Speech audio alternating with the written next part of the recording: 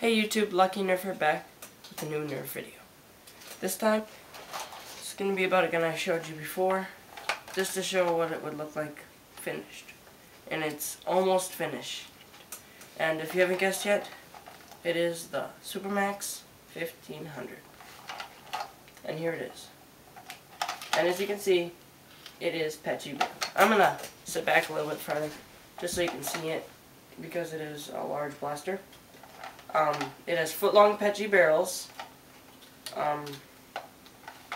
which are thick. Well, one thing I'm going to say just before I tell you all about it is that it is not finished, and I'm going to tell you that at the end. But I'm going to list the features first. As you can see, it has 3 barrel spacers. These barrel spacers are made by me. These two are plexiglass, or what is called acrylic.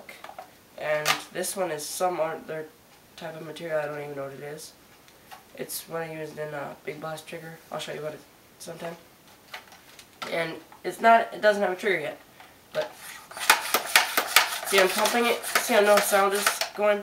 That's what's wrong with it. The tube to tank is not connected yet. But the turret, all connected. This is overhauled Ryan McNumber's way and Ice 9's way. It's Ryan McNumber's, but it's converted to this type of gun. Now all you're going to do is take a dart, put it in there. You have to use your pointer finger because your thumb can't fit in there. Mine can. You just put it in there, then you just rotate the barrel, line it up to the next one. There you go. Put it like that. Make sure they're all straight. This one doesn't even have a head on it. Here's one. And it has little pieces of brass, less than 1/2 inch, or a little bit bigger than 1/2 inch actually, in there because my darts are loose and patchy and stuff.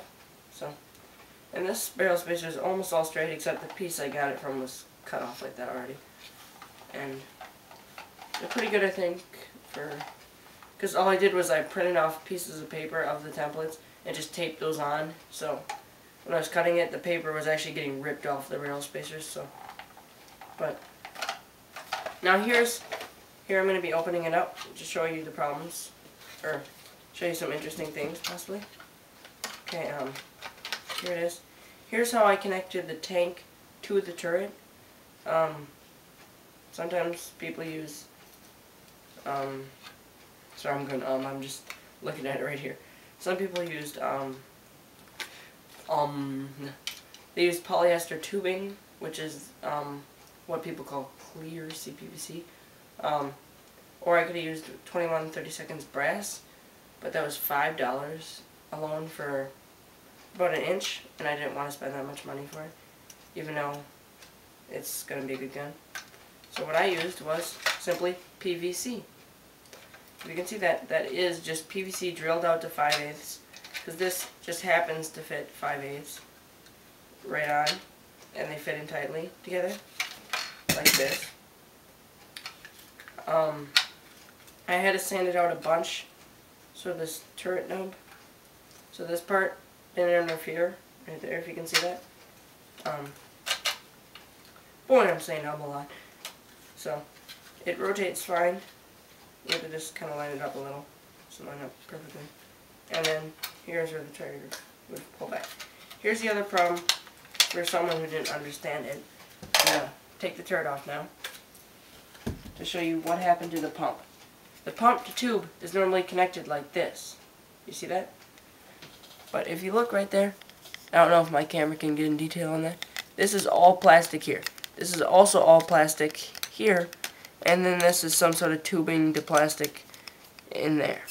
So I can't simply just put tubing in between this because it's too small of a gap. And if you look at that, it's really small there.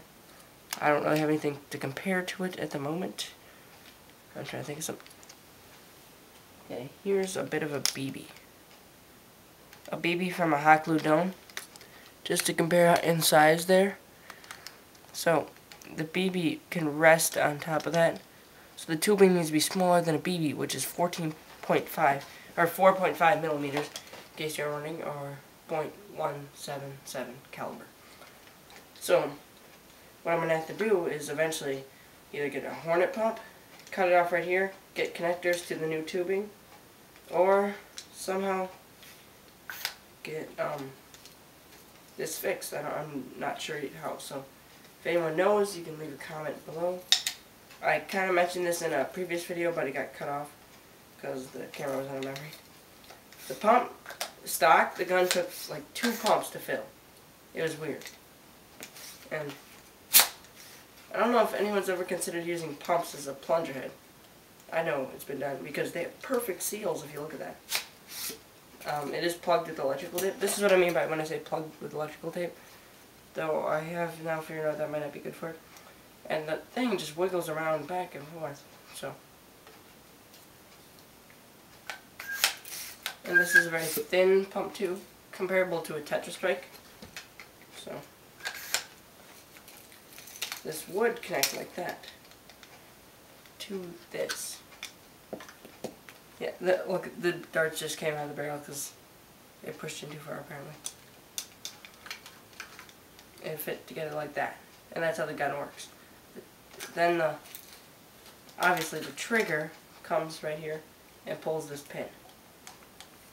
And when you mine this is a very good idea to connect the airway between them, because I only actually got to do like 2 shots before this part broke after doing that mod.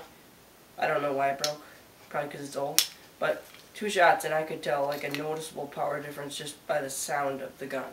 It was like a lot of air coming out. This thing, I also had a problem with it. I had to super glue it on because of it. I took it off like once. Too many, I think. Because I had originally put the rubber washer there, and then it was starting to come off. So I take it apart and rubber cement it on.